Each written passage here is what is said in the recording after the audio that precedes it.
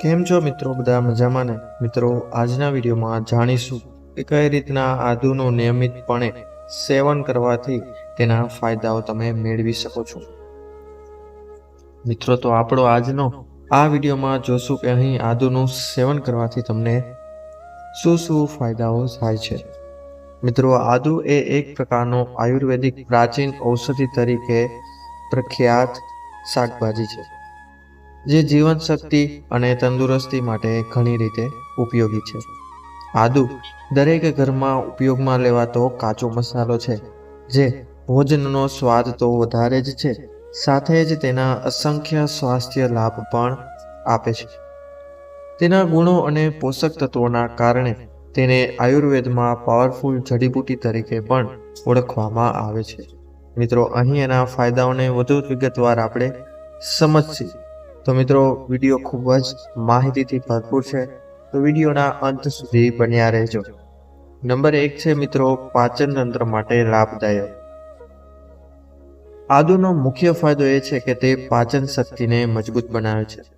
આદુમાં સ્ફૂર્તિ આપતી ગુણધર્મો છે, જે ખોરાકને પચાવવાને ઝડપથી અને યોગ્ય રીતે સુગમ બનાવે છે.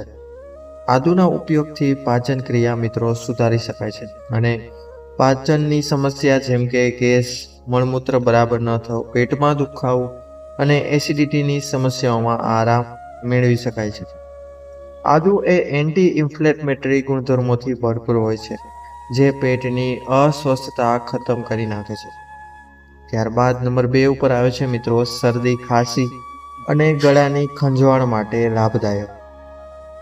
મિત્રો, આદુ એ એક પાવરફુલ એન્ટીફેંગલ, એન્ટીવાયરલ અને એન્ટીબેક્ટેરિયલ પદાર્થ છે.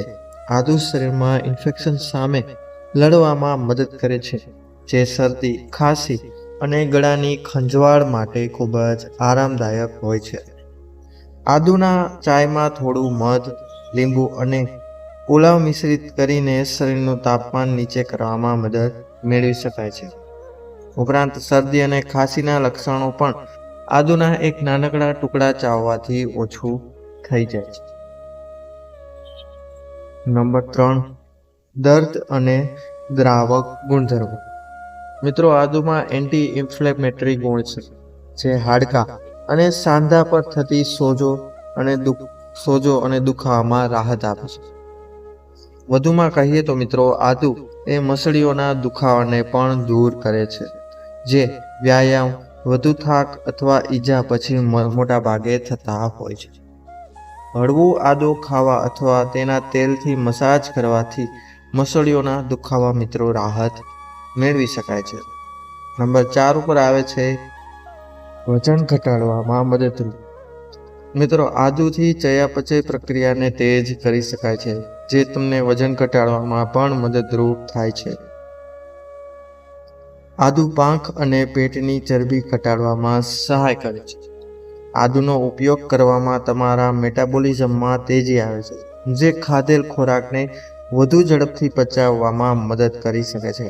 મિત્રો, આદુ તમારા શરીરની ગરમી વધારે છે, જે શરીરમાંથી વધુ પડતું ફેટ બર્ન કરવામાં ખૂબ જ સહાયકારક સાબિત થાય છે. નંબર 5 ઉપર આવે છે મિત્રો, હાર્ટ હેલ્થ માટે લાભ.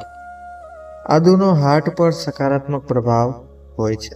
આદુના સેવનથી ખૂણાની ધમનીઓમાં સખતાઈ અને બ્લોકેજ ઘટાડવામાં મદદ મળે છે.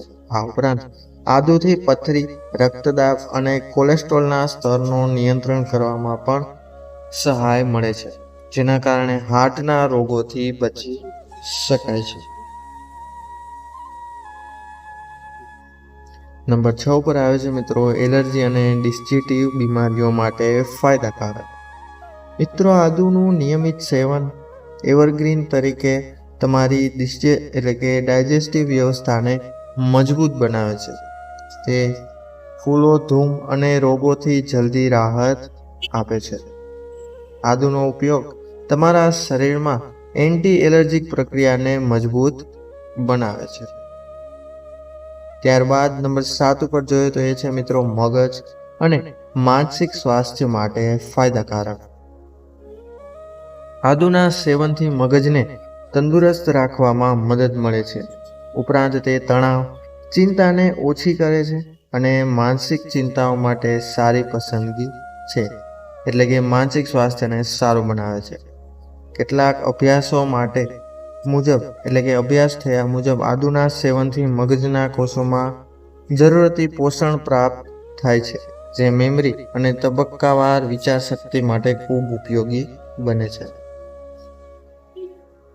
નંબર 8 આવે છે મિત્રો, ડાયાબિટીસ માટે લાભ. આદુને ડાયાબિટીસના દર્દીઓ માટે પણ ફાયદાકારક માનવામાં આવે છે, કારણ કે તે રક્તમાં ખૂણાની સુગરના સ્તરને નિયંત્રિત કરવામાં મદદ કરે છે. આદુનું નિયમિત સેવન સુગરના સ્તર પર કાબૂ કરવામાં મદદરૂપ બને છે. મિત્રો, આદુનું સેવન વિવિધ રૂપોમાં થઈ શકે છે. તમે આદુની તાજી માખણ લગાવવાની અથવા પાવડર સ્વરૂપે મિક્સ કરી શકો છો. આદુને ચામાં ઉમેરી શકો છો અથવા તેમાંથી મસાલા બનાવવાનો પણ એક ઉત્તમ વિકલ્પ તમે ઉપયોગમાં લઈ શકો છો. નંબર 9 છે મિત્રો, શું આપણે ઉનાળામાં પણ આદુ ખાઈ શકીએ? હા મિત્રો, કારણ કે આદુ એની તાસીર ગરમ હોય છે. જો ઉનાળામાં આદુ ખાઈએ તો તેની કંઈ અસર થઈ શકે? તો મિત્રો, આદુ ખૂબ જ ગરમ હોય છે. તેથી આદુનું ઉનાળામાં વધુ માત્રામાં સેવન કરવાનું ટાળવું જોઈએ. પિત્ત સ્વભાવ ધરાવતા લોકોએ આદુનું સેવન ટાળવું જોઈએ. ખાસ કરીને કાચું આદુ ન ખાવું જોઈએ. તમે થોડી માત્રામાં આદુને ભોજન અથવા ચામાં ઉમેરીને તેનું સેવન કરી શકો છો, પરંતુ વધુ પડતું આદુ ના ખાઓ. ત્યારબાદ આદુથી થતા લાભ જોઈએ તો મિત્રો, દરરોજ જમ્યા પહેલા આદુનો રસ કે આદુનું કચુંબર એટલે કે આદુનો નાનો ટુકડો ખાવાથી વાયુનો નાશ થાય છે. તે કફને દૂર કરે છે. ઉપરાંત શરદી, સળેખમને મૂળમાંથી ઉખાડી નાખે છે. હૃદયના વિકારોને ભણે છે. આદુનો રસ સોજા, પેશાબની તકલીફો, કમળો, હરસ, દમ, ખાંસી, જલંધ વગેરે રોગોમાં રાહત આપે છે. મિત્રો, ઉપરાંત ઘણા આયુર્વેદ નિષ્ણાતોનું એવો મત છે કે આદુના નિયમિત સેવનથી જીભ અને ગળાનું કેન્સર થતું નથી. આદુના રસના ટીપા નાકમાં નાખવાથી માથાના દુખાવામાં ચોક્કસ રાહત મળે છે. દુખતા દાંત ઉપર આદુનો ટુકડો ઘસવાથી વેદના ઓછી થાય છે.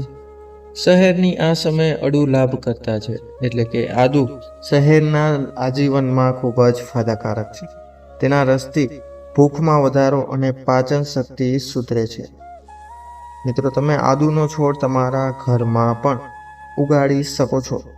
એક કુંડાની અંદર કાળી માટી લઈ તેમાં આદુનો ટુકડો વાવી દો. રોજ થોડું થોડું પાણી નાખતા રહો. થોડા જ સમયમાં આદુનો છોડ ઉપર બતાવેલા ફોટા જેવું દેખાશે. મહત્વની વાત તો એ છે કે આદુ એક મૂળ છે, એટલે કે કંદમૂળ છે, એટલે થોડા સમય સુધી છોડ મોટો થવા દો.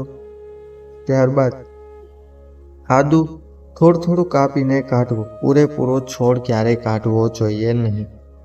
મિત્રો, ઉનાળામાં આદુનું વધુ માત્રામાં સેવન ન કરો, જેના કારણે તમારે ઘણી સમસ્યાઓનો સામનો કરવો પડી શકે છે. તેથી ડૉક્ટરની સલાહ મુજબ જ આદુનું સેવન કરવું.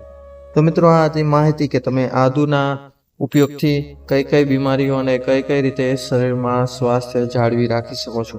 જો તમને આ માહિતી ઉપયોગી લાગી હોય તો વિડીયોને લાઈક કરીને ચેનલને સબસ્ક્રાઇબ જરૂર કરજો તથા બાજુમાં આપેલા બેલ આઇકન બટનને એકવાર અવશ્ય દબાવો, જેથી અમારા નવા વિડીયોનું નોટિફિકેશન સૌથી પહેલા તમને મળી રહે. અને હા મિત્રો, બધાને નમ્ર વિનંતી છે કે કોમેન્ટ બોક્સમાં એકવાર સાચા મનથી જય માતાજી જરૂર લખજો, જેથી માતાજીની કૃપા આપ સૌ પર બની રહે. તો મિત્રો, હવે મળીશું નવા વિડીયો સાથે. ત્યાં સુધી બધાને મારા હર હર મહાદેવ, જય શ્રી રાધે કૃષ્ણ, જય મા બુદ્ધ ભવાની. બધા લોકોએ વિડીયોને અંત સુધી જોયો તે બદલ બધાનો ખૂબ ખૂબ આભાર. બધાનો ખૂબ ખૂબ ધન્યવાદ.